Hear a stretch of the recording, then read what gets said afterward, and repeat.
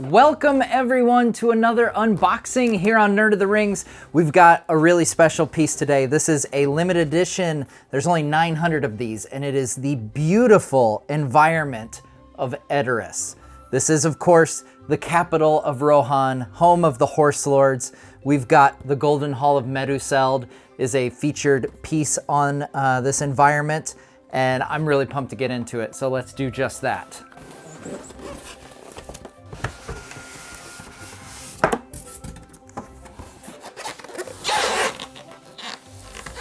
We've got a Wētā envelope here, so let's see what lies inside.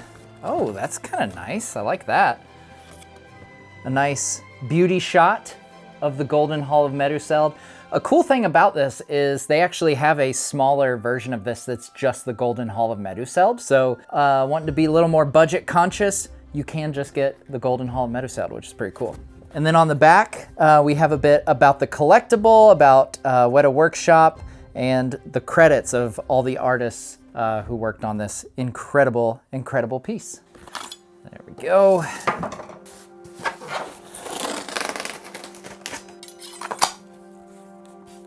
Wētā Workshop, baby. Ooh, there we go. Look at that. Haha. Oh, that is fun. Okay. I always get all hyped up when I'm about ready to take it out of the foam. All right.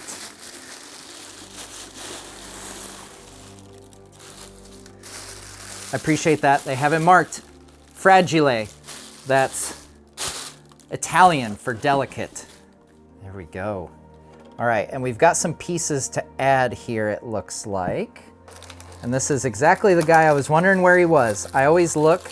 So in the War of the Rohirrim movie, one of the things that was a giveaway early in the trailer was they showed this watchtower. I remember the guy in the movies banging on the bell when they muster the Rohirrim at Edoras. So we've got that piece that goes right here.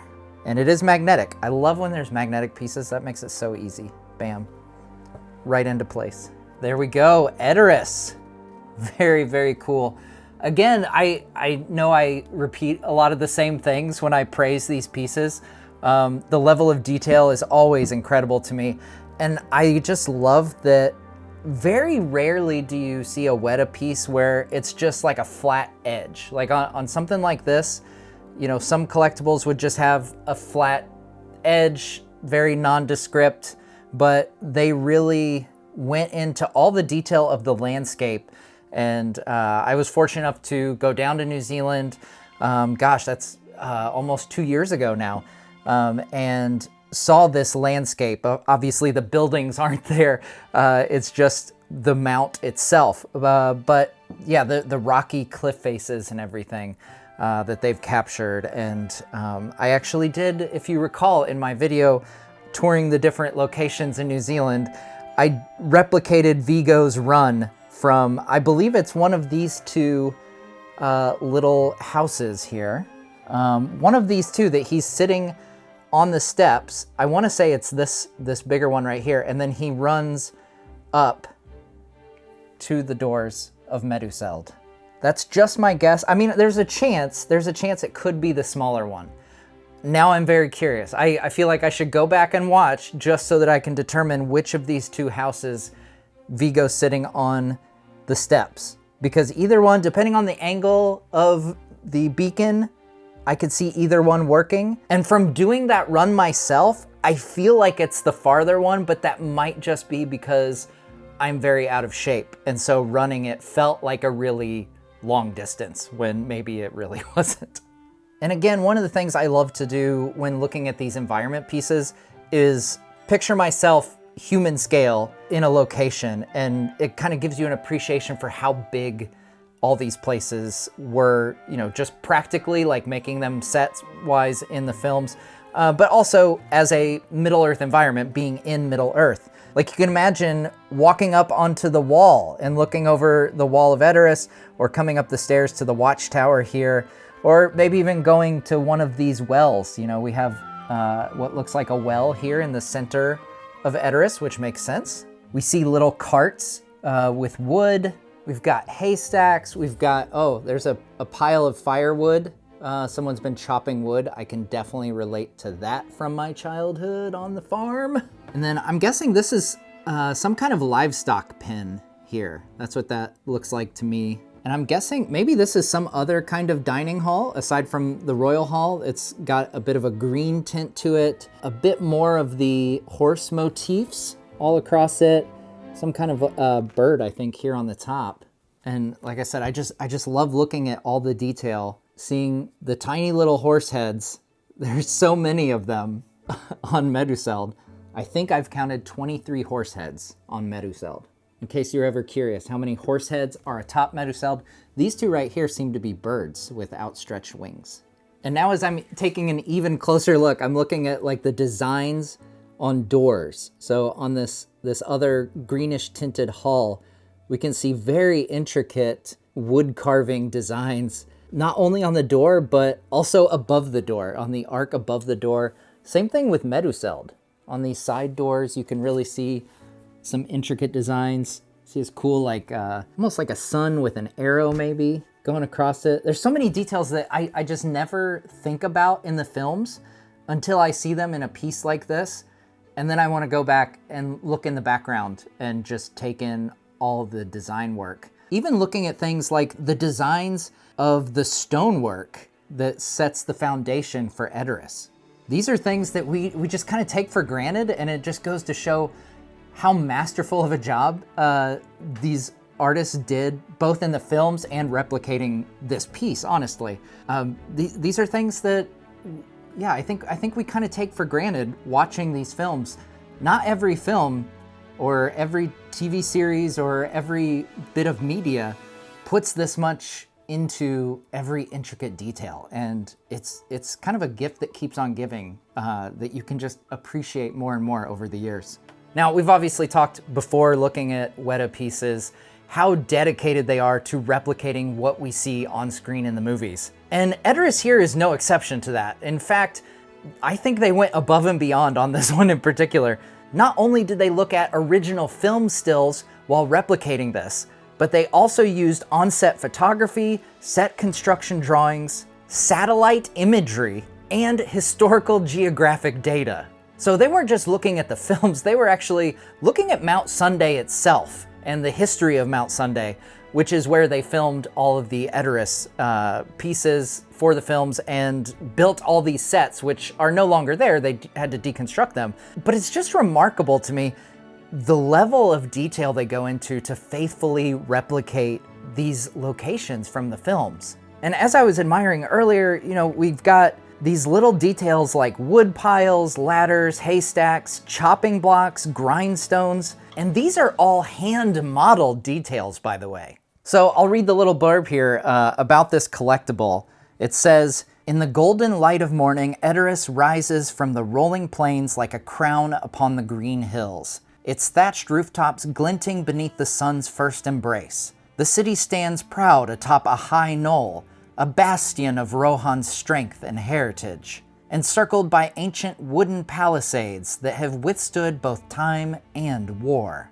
Tall banners ripple in the wind, bearing the emblem of the horse lords, their golden steeds galloping on fields of green. The air carries the scent of earth and open fields, mingled with the distant sounds of horses and the steady clang of hammer on steel. Within Edoras' weathered walls, kinship and courage endure, woven into the very fabric of its halls and hearths. Here, in the heart of the Rittermark, the spirit of the Rohirrim rides unbroken, as steadfast as the land they call home." All right, and then a little bit about the workshop and their replication of this piece. It says, "We are proud to present this limited edition collectible environment of Edoras, an extraordinary piece born from a deep passion for craftsmanship and an intimate connection to the real-world inspiration. From the earliest sketches to the final sculpt, our artists meticulously studied exclusive references, including on-location research at Mount Sunday, where Edoras once stood. Every ridge and pathway, each thatched rooftop, and hand-carved motif has been recreated with careful attention, ensuring that the spirit of the Rohirrim is woven into every detail. The golden hall, its mighty beams and engraved pillars, was sculpted with knowledge drawn directly from those who helped bring it to life on screen. Now, as Edoras takes its place in your collection, it carries with it the story of its making, standing proudly as a monument to the journey of the Rohirrim.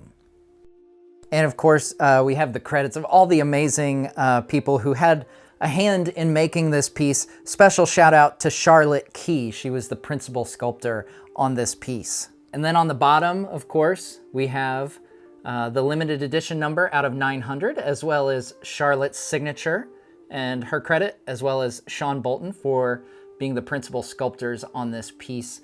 Again, it's just a phenomenal piece. I mean, it's hard to it's hard to top, you know, previous work by Wētā Workshop, but they just continually knock it out of the park with these pieces, and this is no exception here.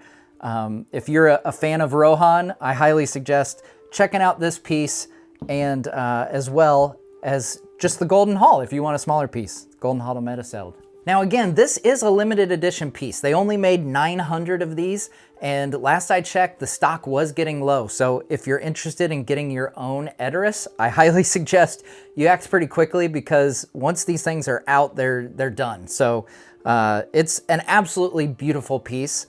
Obviously, I am a huge fan of Wētā Workshop and the incredible work they do, both in the films, across all kinds of films, by the way, too, but especially in Lord of the Rings and Middle-earth at large.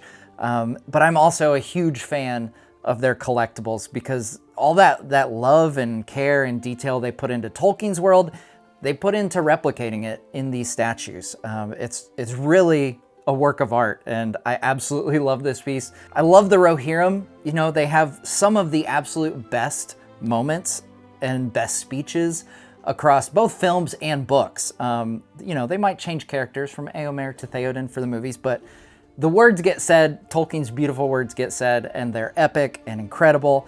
And I just love the Horse Lords. They're so awesome. The Rohirrim are great. Well, there you go, guys. Once again, it is the limited edition of Edoras, the environment from The Lord of the Rings. And be sure to check out the link in the description if you're interested in shopping for this for yourself, or maybe for a special someone for the holidays. And also, don't forget to check out, if you're looking for something a little bit on the smaller side, you can always get just the Golden Hall of Meduseld itself. Also, a phenomenal piece that has a lot of gorgeous detail to admire. Random aside, this t-shirt, also Wētā Workshop. It's kind of cool. It's like that miniature that we unboxed before of Sauron.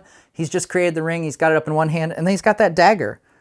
Remember we talked about that, how originally he was supposed to stab his hand and mix blood with molten metal, and that's how the ring was going to be made. But they got rid of that because it was a little dark to start off your movie with someone stabbing themselves. But he still got the knife there. If you watch the movie, he's still got the knife there. But cool shirt. I like it.